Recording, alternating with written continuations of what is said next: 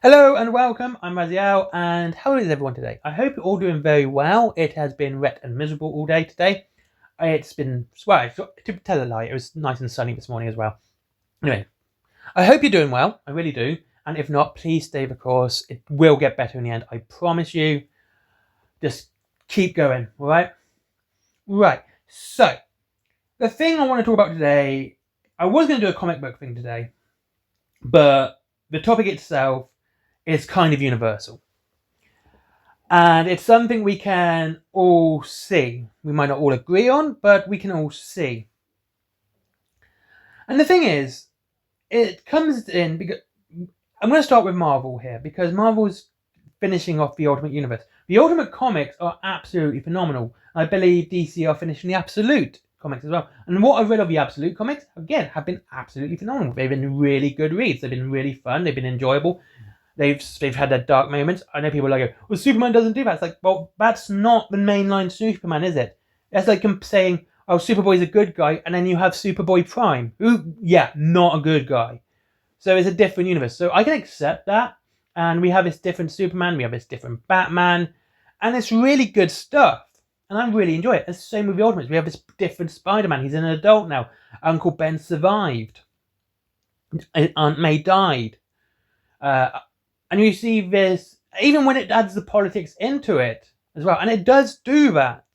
It's not so overt that you're like, oh, geez. And it's just cringeworthy. That's for any political stance. If it's so overt, it just becomes really, really sort of cringe, to use modern take.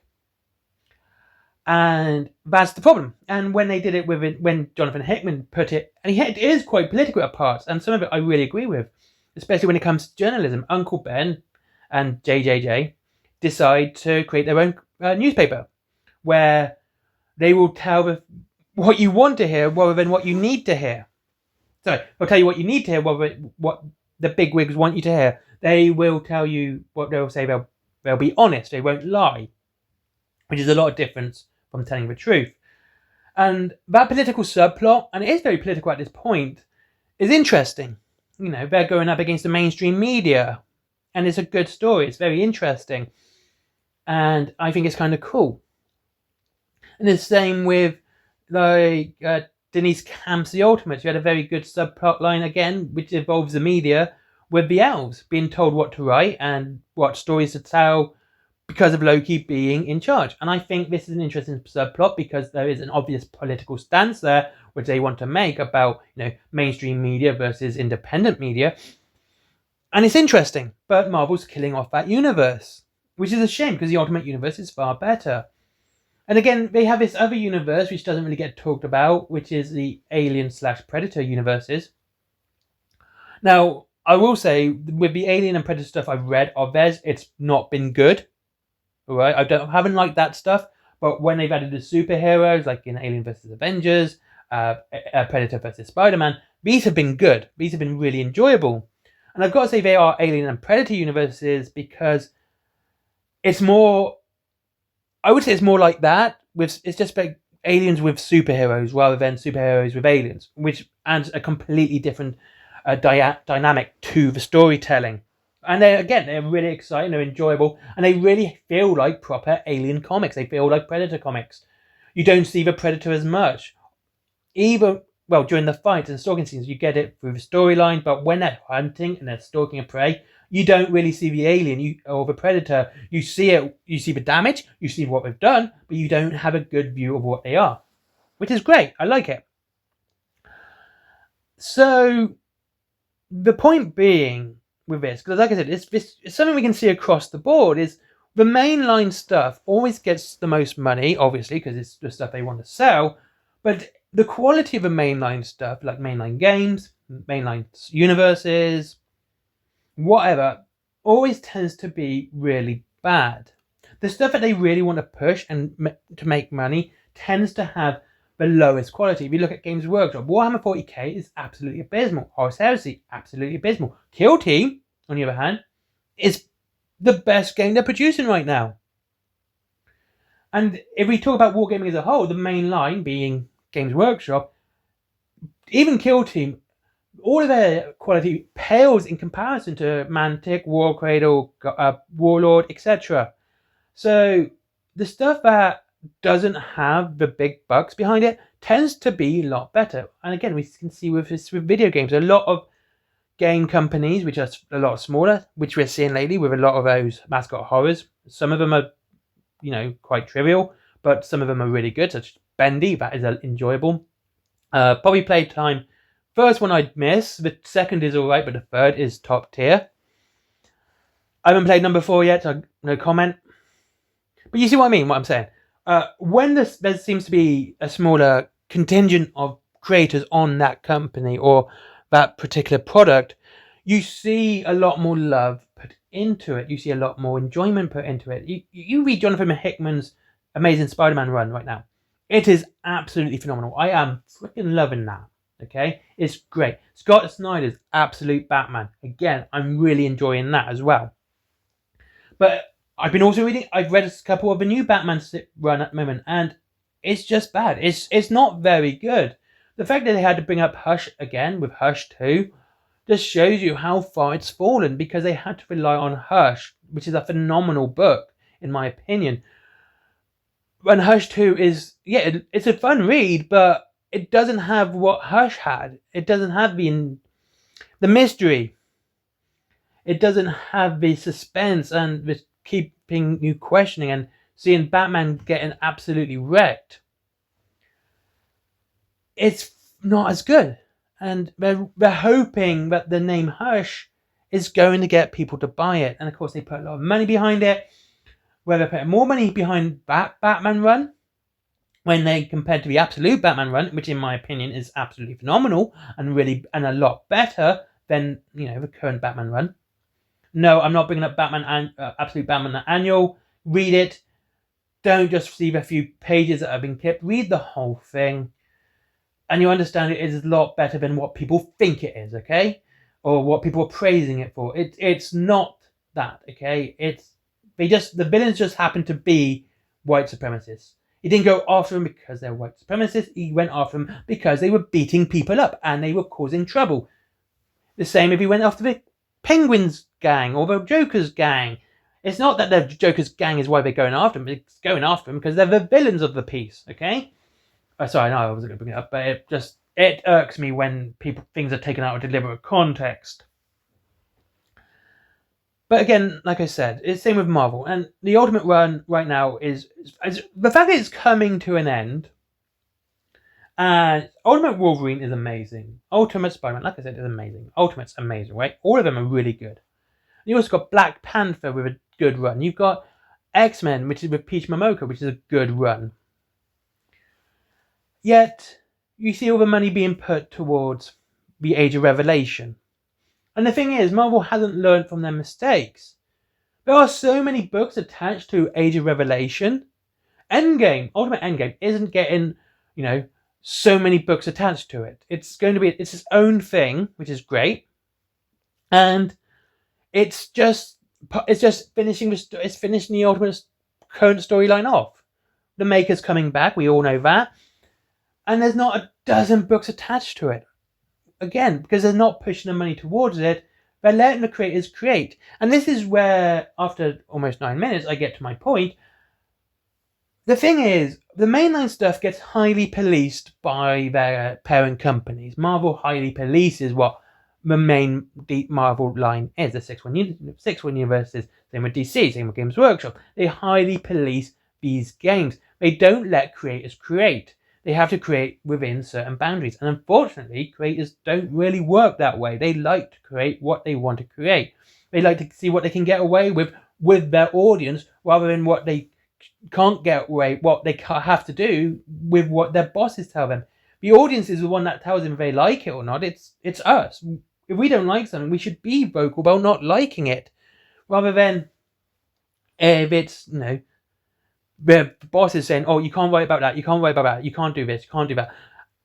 And you've got to stick with it, or you have to add this, or you have to add that. Okay?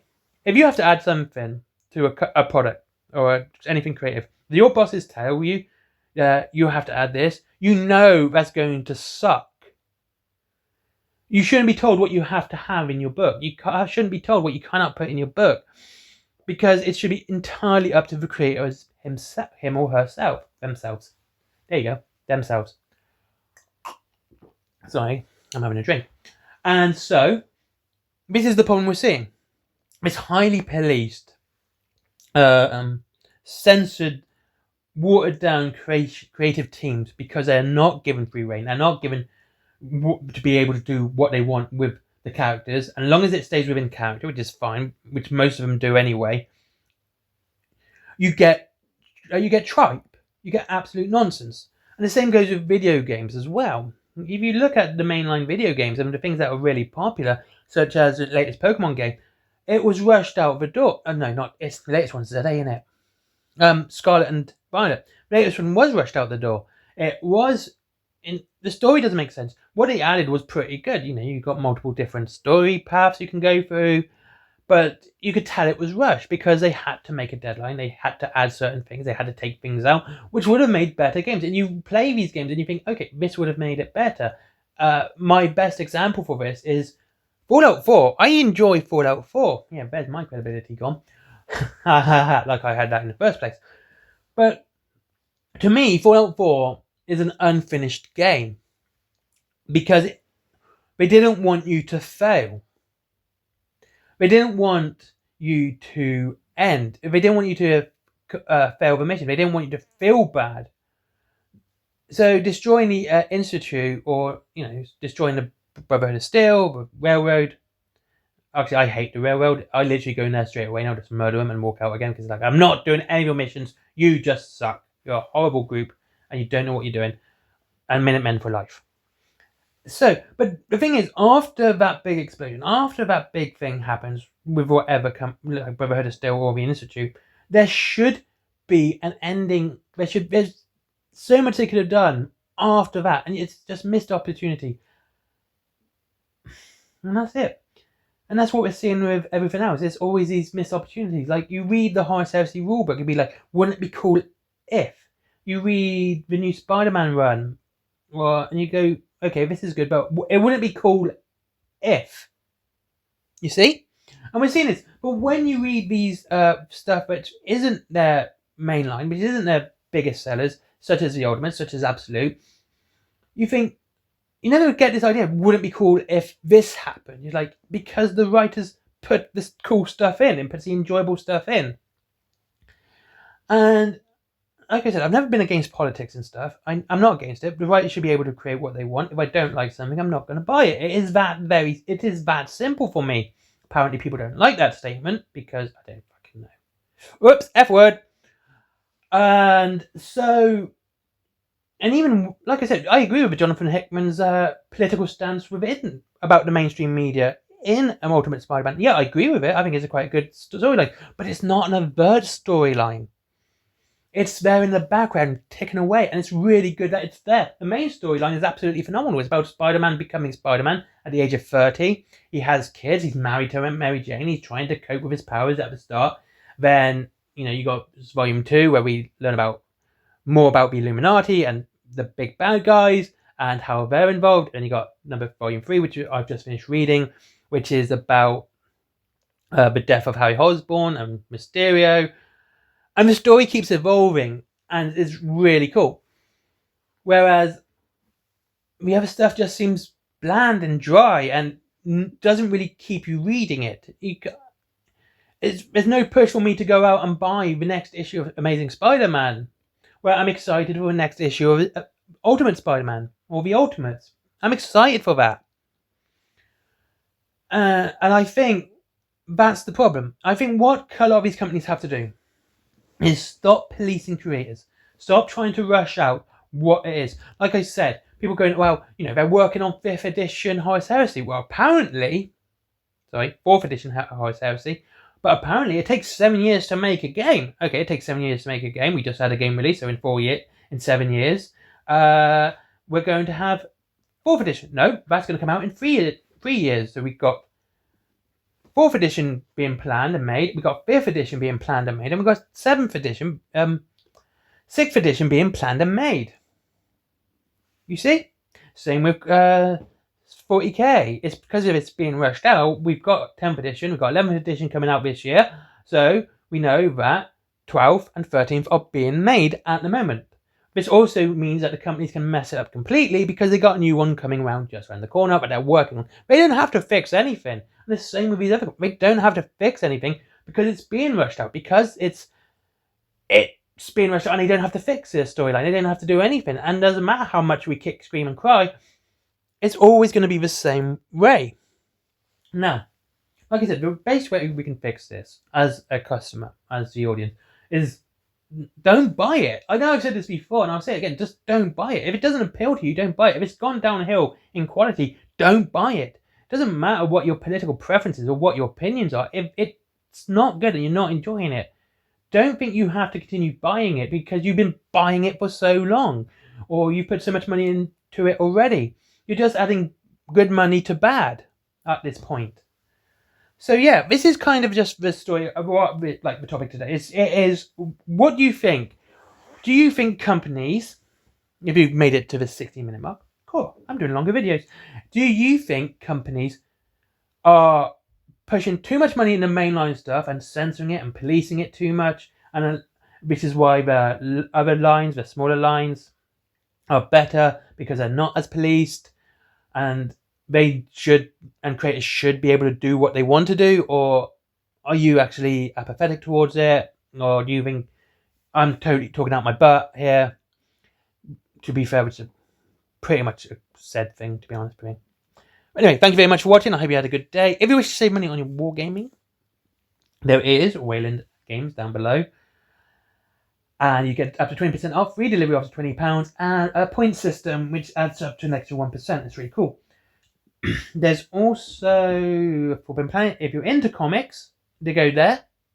There is also my merchandise and Audible. All those links are down below. Skyforge, good friend of mine. Let's get my Google algorithm. And finally, oh, Patreon. Thank you very much for watching. I'll have a good day, and I'll see you all again soon.